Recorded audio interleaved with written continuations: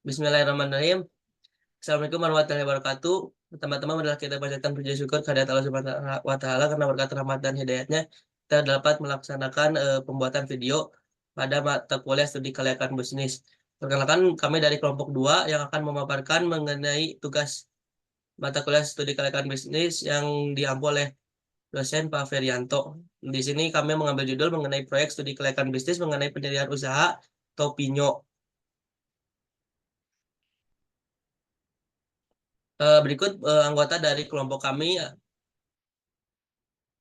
Selanjutnya ya ada kami akan membahas mengenai keempat aspek yang ada di perusahaan Topinyo ini. Yang pertama ada aspek pemasaran, yang kedua aspek operasional, yang ketiga aspek sumber daya manusia, yang keempat aspek keuangan.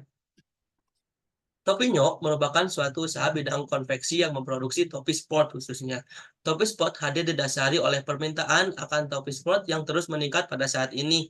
Sedangkan usaha konveksi topi sport ini di Indonesia masih sangat minim, terutama dengan meningkatnya kesadaran fashion dan juga tren gaya hidupnya. Baik, yang pertama ada aspek pemasaran akan dijelaskan oleh saya, Gus Miawati. Topinyo melakukan analisis market share pada 5 tahun yang akan datang, yaitu dari tahun 2024 hingga tahun 2028. Berikut datanya.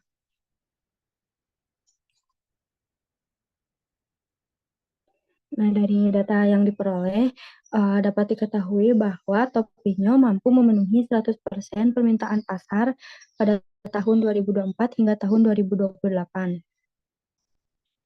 Produk Topinyo antara lain ada topi sepeda, topi lari, dan topi-topi lain yang mendukung untuk kegiatan outdoor lainnya, di mana topi tersebut dirancang dengan kombinasi estetik dan fungsional sehingga cocok untuk segala aktivitas olahraga, serta terbuat dari bahan-bahan yang berkualitas. Topinya memberikan harga mulai dari 43.000 sampai dengan 50.000, di mana harga tersebut diklasifikasikan sesuai dengan jenis dan desain.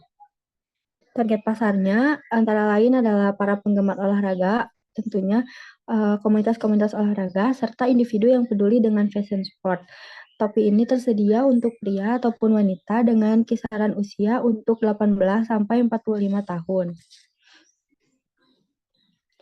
Yang selanjutnya adalah strategi promosi yang dilakukan oleh Topinyo, di mana perusahaan akan membuat konten-konten menarik melalui sosial media seperti Instagram dan Facebook ataupun TikTok untuk mengenalkan produk dan meningkatkan brand awareness melalui endorsement kepada tokoh olahraga yang terkenal. Selanjutnya ada aspek operasional yang akan dipresentasikan oleh saya, Pani Indriani.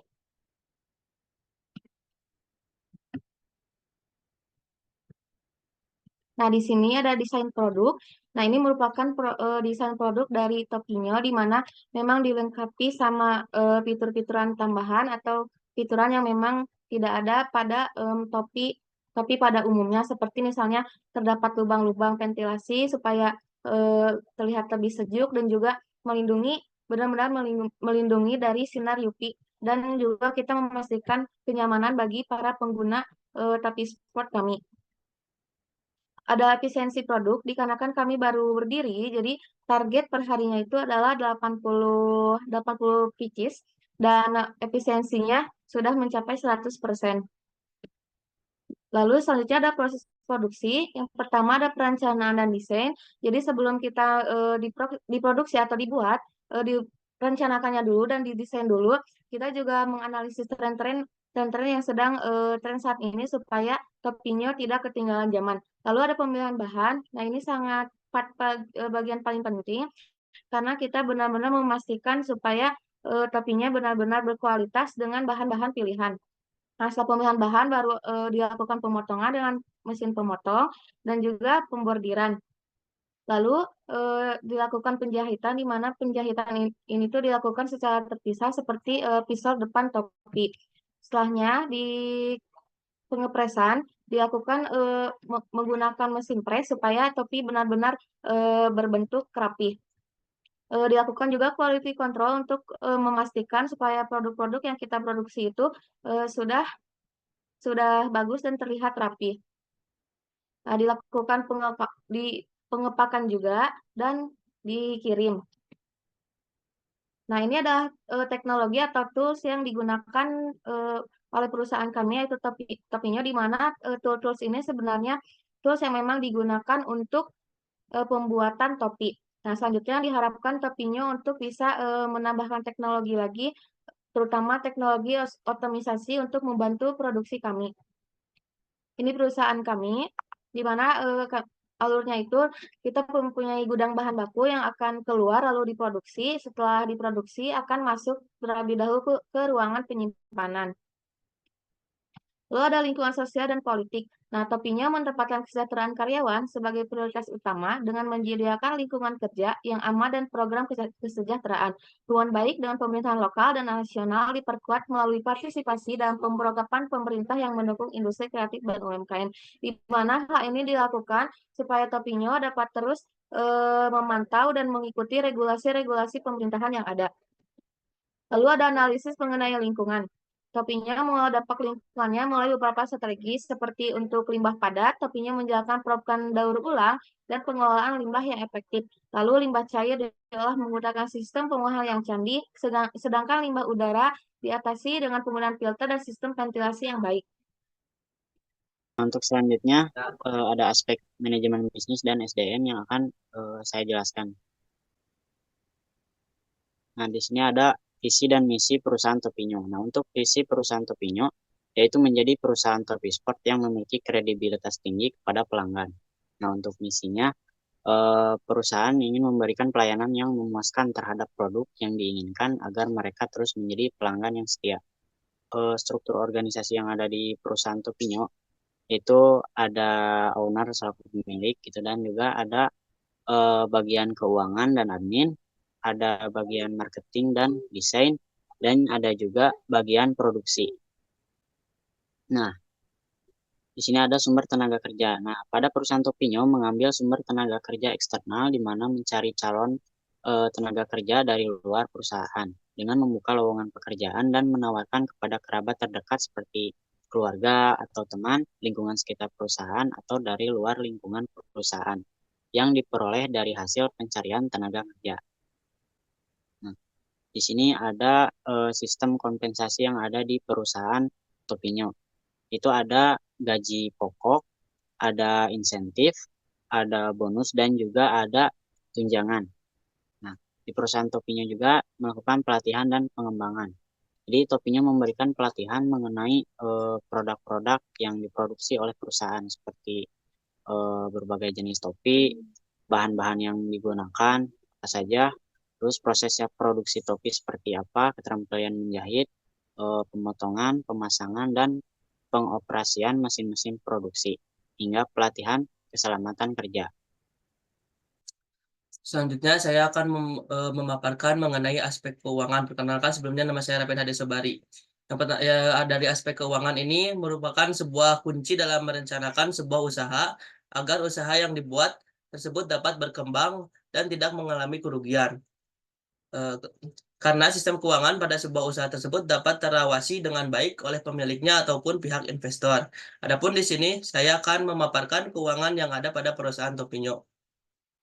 Yang pertama ada modal investasi. Total keseluruhan modal investasi awal Topinyo mencapai Rp171.425.000.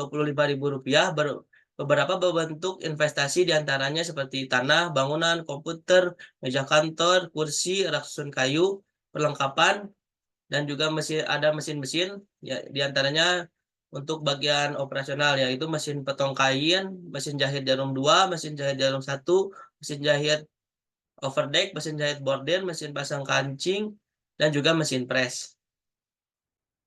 Selanjutnya ada biaya operasional. Pada biaya operasional, perusahaan Topinyo membagi biaya operasional ke 4 bagian. Yang pertama ada biaya bahan baku, yang kedua ada biaya tenaga kerja langsung, yang ketiga biaya overhead, dan yang keempat ada biaya administrasi dan umum.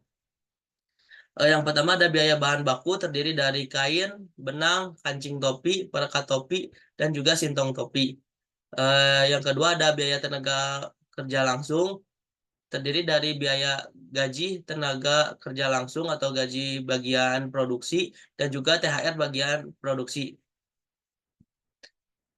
Dan selanjutnya di biaya operasional ada juga biaya overhead yang terdiri dari plastik, karung, kardus, white oil, biaya listrik, servis mesin, penyusutan aset dan juga terakhir penyusutan aset produksi.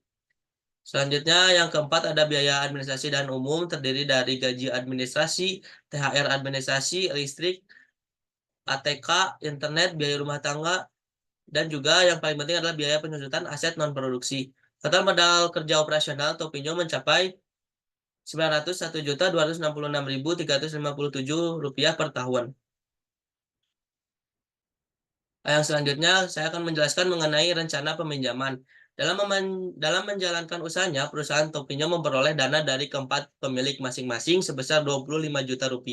Dan untuk membantu mengembangkan usahanya agar lebih besar, perusahaan Topinyo memiliki rencana pembelian beberapa mesin dan peralatan yang dibutuhkan untuk memenuhi kebutuhan peningkatan kapasitas produksi.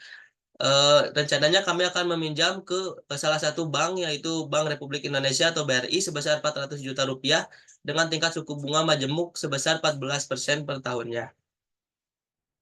Yang terakhir ada proyeksi keuangan di perusahaan Topinyo.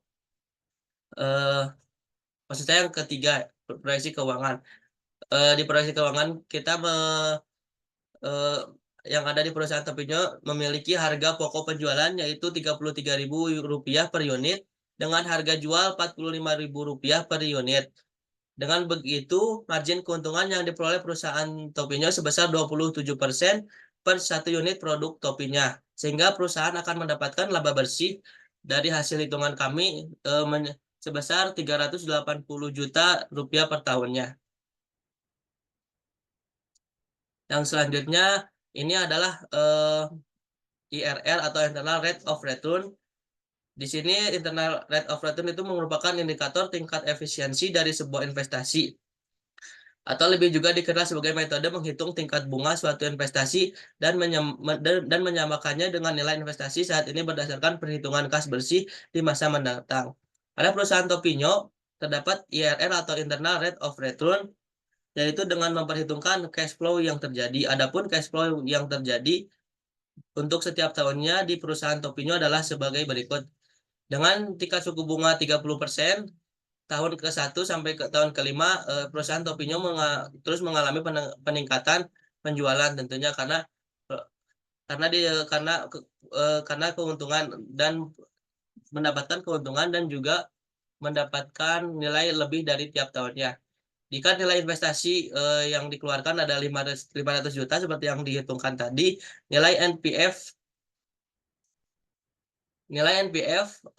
net present value di perusahaan mencapai Rp64.905.295.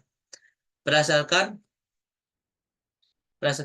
perhitungan dengan langkah seperti berikut ya atau Internal Rate of Return diperoleh dengan rumus IRR tersebut diperoleh nilai IRR sebesar 25,23%. Karena IRR yang didapat di antara tingkat suku bunga NPF atau Net Present Value 1 yaitu 14% dan di bawah NPF 2 dengan suku bunga 30% yang telah ditentukan dan dianalisa, sehingga dengan ini pengembangan usaha dikatakan layak dan investasi dapat diterima atau diteruskan.